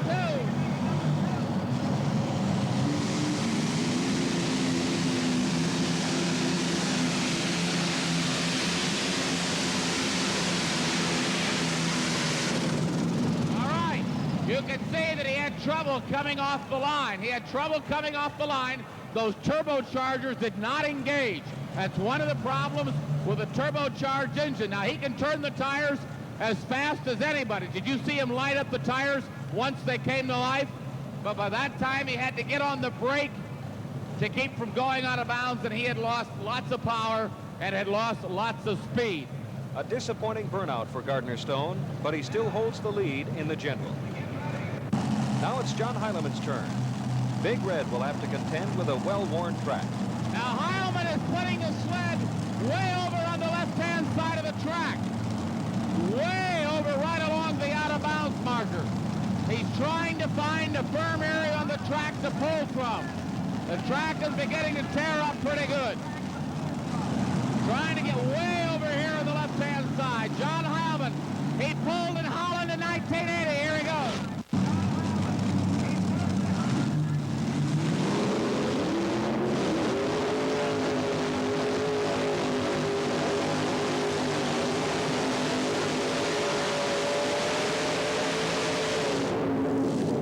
You can see now the track is beginning to tear up. He was over on the left-hand side. Heileman comes up way short. Big Red just couldn't find the groove. Fred Freeman and the Mean Mistreater are up next. The drivers are swapping positions on the track, trying to find a firm area to pull on. Freeman now, who's won a lot of poles in '87 and has really been running tough. Watch his hand on the throttle. Watch his hand on the throttle. Watch the butterflies on the blowers.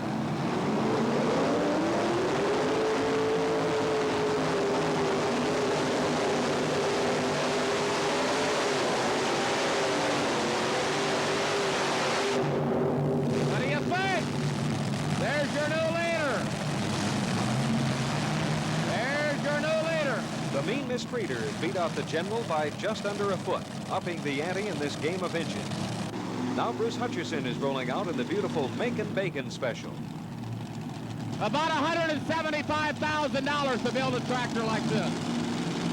The engines alone cost between $20,000 and $25,000. A crankshaft and a motor is $2,500.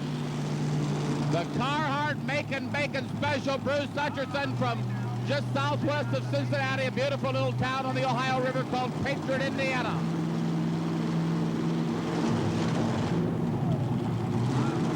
A lot of fuel in the cylinders there.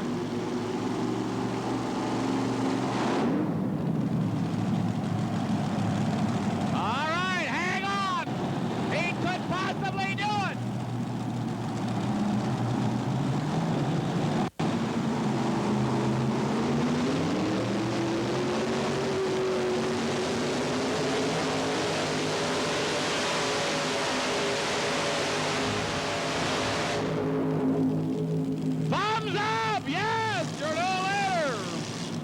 Wow!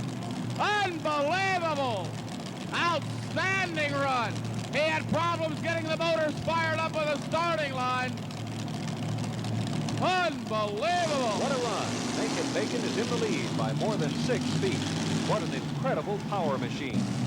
And there's another awesome display of beauty and power. Tim Engler with a Mission Impossible. Here's the last tractor. The #1 modified tractor in the world today. Tim Engler out of Princeton, Indiana. Tim Engler will have to pull over 193 feet to take Hutcherson. 32 years old, $175,000 tractor. And he's done it all himself.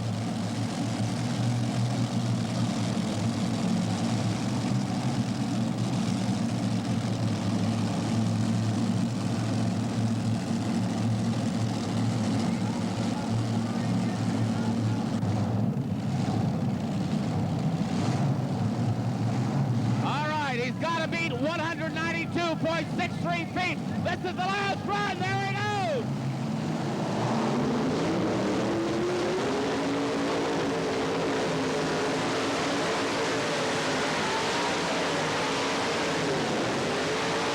He didn't do it. I don't think he's going to do it. Oh, my word. He was flying. And then he had to go after the brake. He's going to come up short. Tim, it looks like you got a little bit squirrely there. What happened to you? Well, I did. I thought I had a pretty nice run going there for a while. I don't know whether I hit a hole out there in the track or what. The tractor really wanted to go to the left hard, and I didn't correct it quick enough, evidently, and I didn't want to get on the brakes real hard that far down the track, or I knew I'd really kill the speed. But Congratulations, Bruce Hutcherson. Ladies and gentlemen, give him a nice round of applause. Your winner here tonight in the modified dragster tractor class, the Carhartt Macon Bacon Special.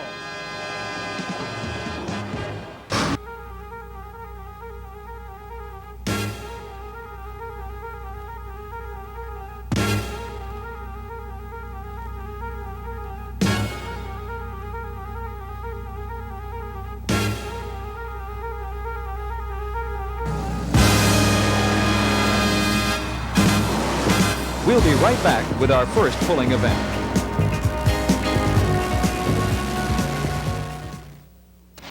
TNT's World of Power roars into your living room with explosive home video action. It's the stars of the Redman TNT All-American Pulling Series, plus the country's hottest and meanest car-crushing monster trucks, and the crime and glory of mud racing, all on one VHS video cassette. They've come from everywhere today to the Augusta Expo Land, Fishersville, Virginia. The biggest army of modifieds you'll ever see, here to battle it out in the Super Bowl of 4x4 competition. Starting things off here today, it'll be Carl Staples out of Moyock, North Carolina with Risky Business. For the best in pulling, this is the place in America this weekend. Fishersville, Virginia, in the Shenandoah Valley, Augusta Expo Land. Carl Staples, one of the best pullers from North Carolina. Jim Lyons from Louisville, Kentucky, builds the engines. Carl Staples, Risky Business.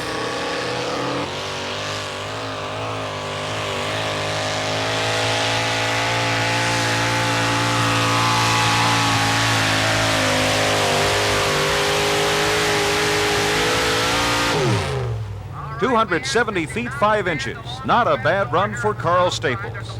Are you going to keep this power? Yeah, I'm a little down on power. I changed the gear, and compared to the way the sled was last night, I'm going to take it. Well, here comes the truck they call Super Hog, 572 cubic inch Chevrolet out there. Bob Minnick from Winchester, Virginia, the home of more four-wheel drive truck pullers in America than any other place.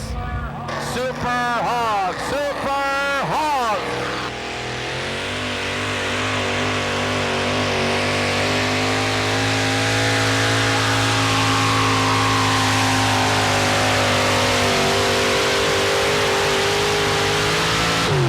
All right, a good run, a very good run for Ken Minnick out of Winchester, Virginia. A great hookup and a run just 2 feet short of Carl Staples. Ken, you really hooked up this time. What did you do right? Well, I had pretty tall gear in the transmission, so I had to bring my RPMs up out of the hole.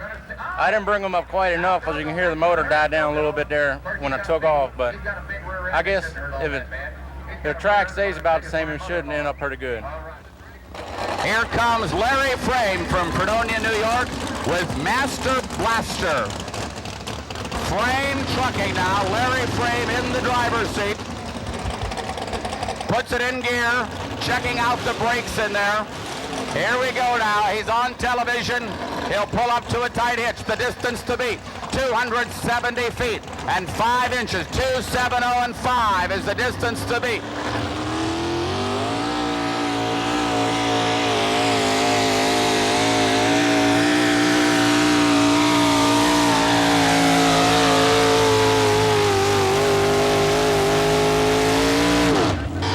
This is going to be close for the lead. This is going to be close for the lead. Larry's taken the lead with a distance of 276 feet 5 inches. Okay, Larry, you just pulled into the lead in this 86 GMC. How do you feel? I feel real good about it. I just hope the track stays in our favor. I'm afraid it's going to peak out after about 10 trucks go, and it'll probably get a little bit better. I just hope we do a right number, that's all. Did you feel like you got hooked up right away? Yeah, I thought we did a real good job. We did a gear change from last night, and I think we made the right decisions. Everything seemed to work pretty good. It's as long as we'll see if it holds up, that's all. Next up, a veteran driver who's been making a very strong comeback this year. Jerry Weaver, sponsored by Nationwide Auto Parts out of Columbus, Ohio. Also by Kendall Motor Oil. Jerry Weaver, who has pulled four-wheel drive trucks for quite a few years. And then he dropped out for a couple of years. Now he has come back strong with a major sponsorship. Jerry Weaver.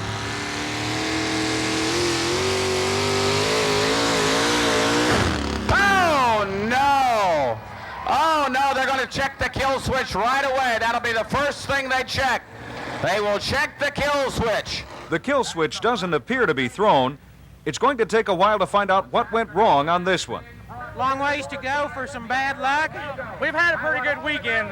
Thanks to Nationwide, you know, they give me a lot of sponsorship money and Kendall Oil, and we've had a real good weekend. And this is just unexpected. I don't know what's going on.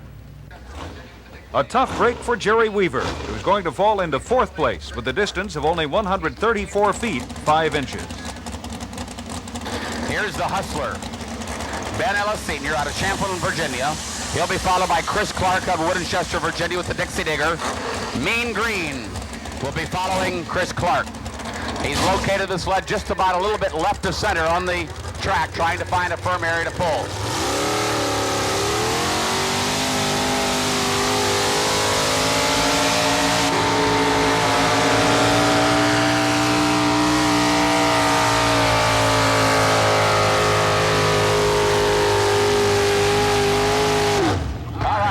For the hustler, running right down the left-hand side of the track, bringing it back around to the middle. Ben Ellis Sr. starts out strong, but finishes short. It looked like you hooked up real good and ran out of power down at the finish end, Ben.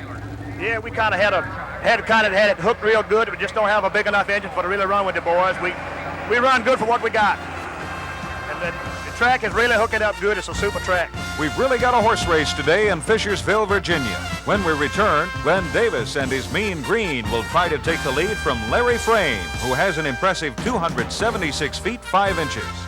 So hold on, we'll be right back with more exciting 4x4 action from Augusta Expoland, Fishersville, Virginia. Fishersville, Virginia.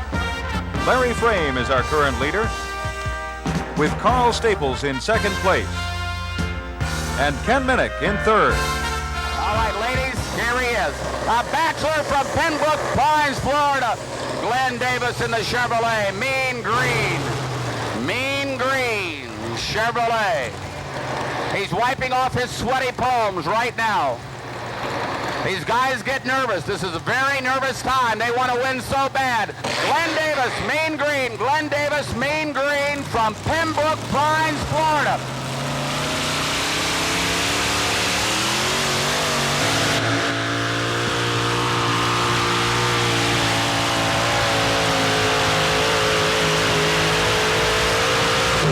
The Mean Green is not so mean today.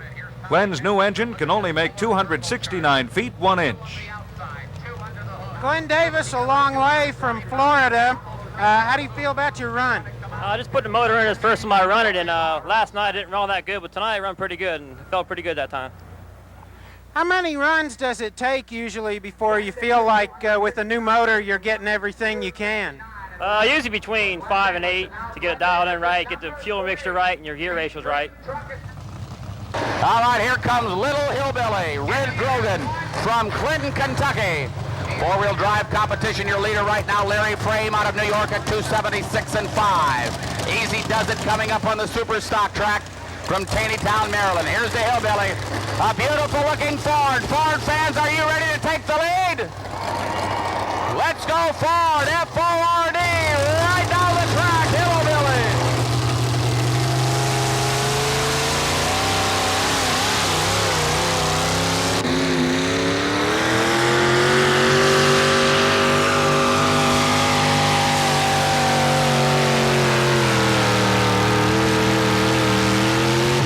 All righty, hey, look at that, look at that.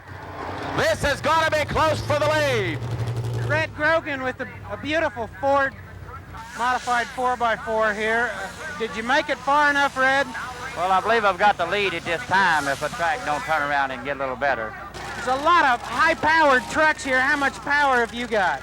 Well, we got around 1,100 horsepower, and this is probably one of the best lineups we've ever come up against. Up next, the youngest member of the Smith family pulling team, Here he comes, ladies and gentlemen, one of the youngest drivers on the TNT Championship circuit. Scott Smith, the Three Bears pulling team of Sarah, Bob, and Scott. However, Dad will not do the driving today. Young Scott will do the driving. Scott Smith out of Winchester. He's got to pull up to a tight hitch. They've got slack in the chain.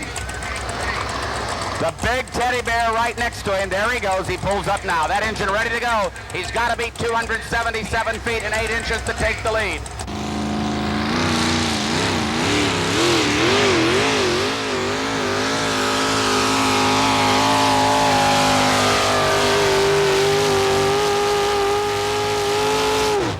It's going to be close for the lead down there. Scott Smith is going to be close for the lead. Young Scott Smith moves into third place in his very first outdoor pull. Scott, you put down a pretty good pass there.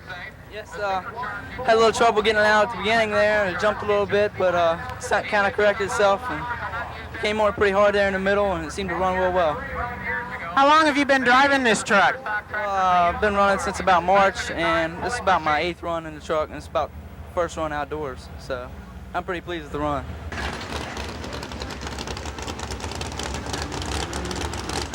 All right, Ford fans, here comes Willie Umps out of Winchester, Virginia, the enforcer. Scott Smith, 275 and 1, 275 and 1 for Scott Smith. We've got a Ford in the lead right now. Red Grogan from Kentucky with the Hillbilly truck is in the lead. Here comes another Ford trying to make it 1 and 2. The enforcer, Willie Umps from Winchester.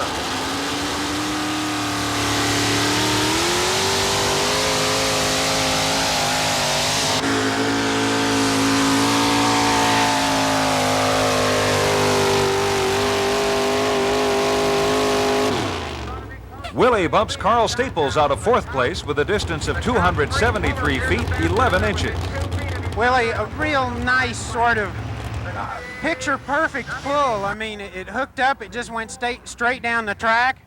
Well, I'm satisfied with the run. I got the horsepower to the ground. It died down at the end. That's a perfect run. If you can hook it and die at 500 RPMs. Who said this is a man's sport? Next, Linda Ziegler driving Iron Butterfly. Here comes the Iron Butterfly. Ladies, here is our only lady driver of the afternoon, Linda Ziegler, out of Bird in Hand, Pennsylvania. Chevrolet. Both hands on the steering wheel, ready to pull. Linda Ziegler, our only lady driver here this afternoon.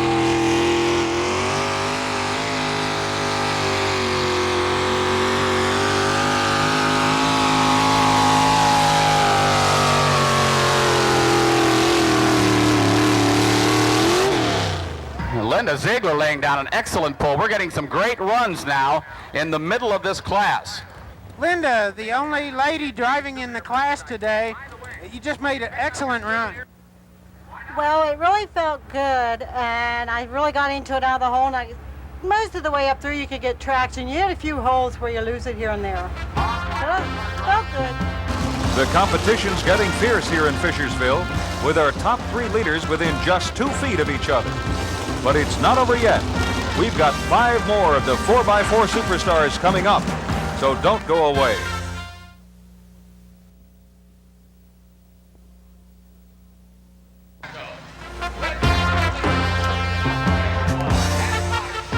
We're back with the conclusion of our 4x4 competition from Fishersville, Virginia.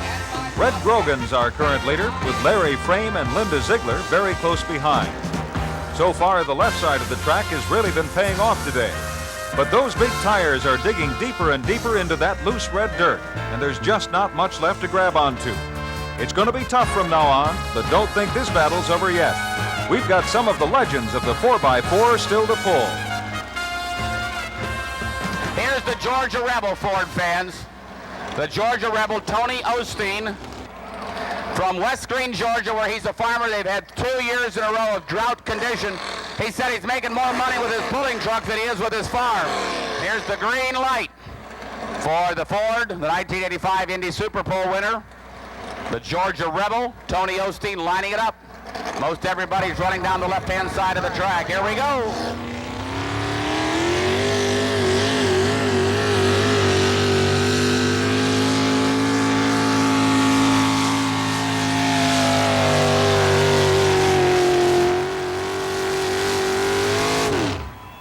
Tony Osteen, ladies and gentlemen, Tony Osteen in a Ford has taken the lead here this afternoon. 279 feet and 4 inches. Tony steals the lead from Red Grogan by less than 2 feet. Tony Osteen, the Georgia Rebel, you just pulled into the lead. Yes, I felt real good. Seemed to have everything back together, maybe. What kind of motor are you running this year? We have a 100% Ford. It's iron block and iron heads that I've reworked myself, a 621 Ford. Next up, our 1986 TNT Winter Champion. Here comes crowd pleaser. Tom Carneal locking in the front hubs. Greg Cook helping him out there. These are teammates. Here's Tom Carneal, sponsored by Tasty Freeze. Powered by Jim Lyons, a brand new paint job on the truck this year. Brand new paint job. There's the green flag. Let's go. Pull, pull, pull.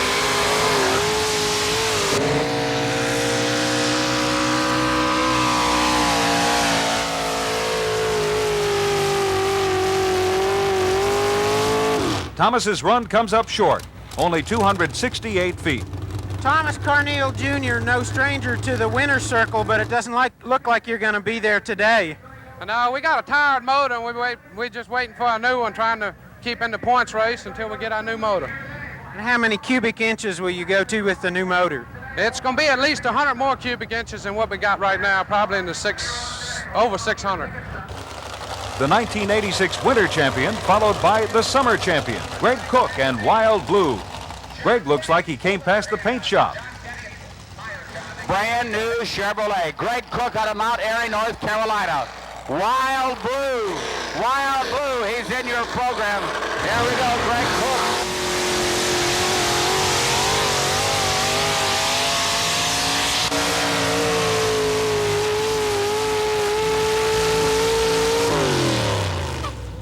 .272 feet 8 inches. Obviously, Greg's new truck still needs some fine tuning. Greg Cook, defending TNT national champion. You've got to be a little bit worried about what you've seen this weekend. I've had some really bad luck. We just got this new truck that General Motors gave us together about 2 weeks ago, and we put a new engine in it. We just hadn't got all the bugs worked out yet, and it's really hurting us the start of the season. All we got to do now is just try to catch up. Introductions are hardly necessary for this next puller, Jim Lyons. Here's the Stitches 10-can truck. Jim Lyons. Now, ladies and gentlemen, check the placement out of this engine. Look at the engine. The exhaust pipes are sticking out of the front. That's because the engine is set transversely. It's set crosswise. But here we go now, the Stitches 10-can truck. Jim Lyons, one of the top engine builders in the country.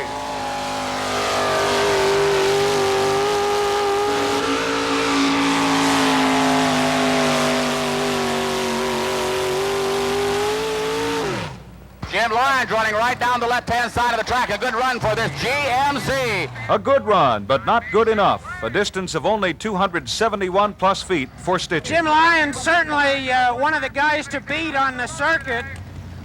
You came up a little short today, Jim. I think I drove a little bit easy. The track's a little different than it was last night. I drove too easy, so, you know, we make up for it next time. Manuel Moreno takes the last pull, facing his toughest pull of the week.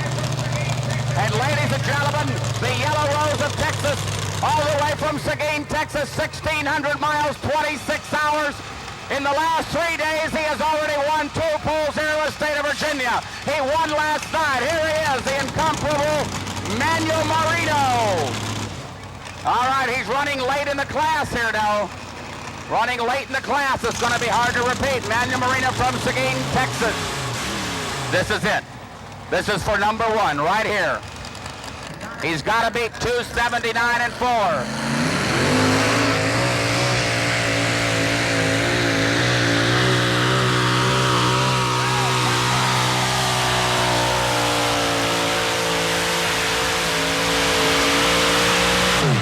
He's got to be close. He's going to be very close to the lead. Manuel's going to take second, about 2 feet short of the Georgia Rebel. You've been the truck to beat here in Virginia this weekend.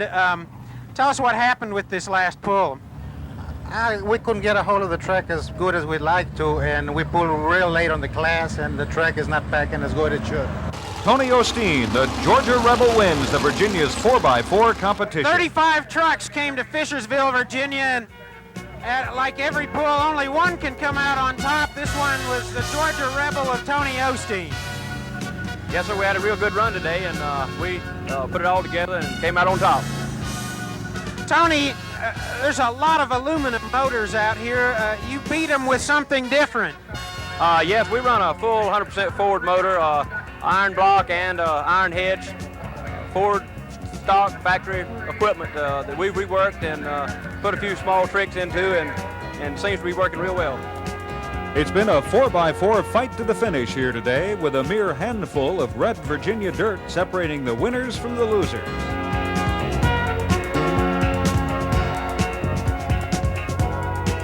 We saw Tony Osteen hook the Georgia Rebel for the best run of the day, taking first place at just over 279 feet.